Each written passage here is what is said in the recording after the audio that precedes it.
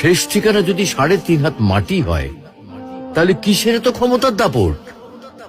ভোর 5টায় মৃত্যু, সকাল 6টায় জানিয়ে দেওয়া হবে মাইকে, 8টায় শেষ গোসল করানো হবে, 9টায় তোমাকে নতুন কাপড়ে সাজানো হবে, জোহরের নামাজের পরে তোমার আলিশান বাড়ি থেকে বের করে নিয়ে যাওয়া হবে, 2টায় তোমার জানাজার নামাজ পড়ানো হবে, 2:30টায় তোমাকে কবরে নামিয়ে ফেলা হবে।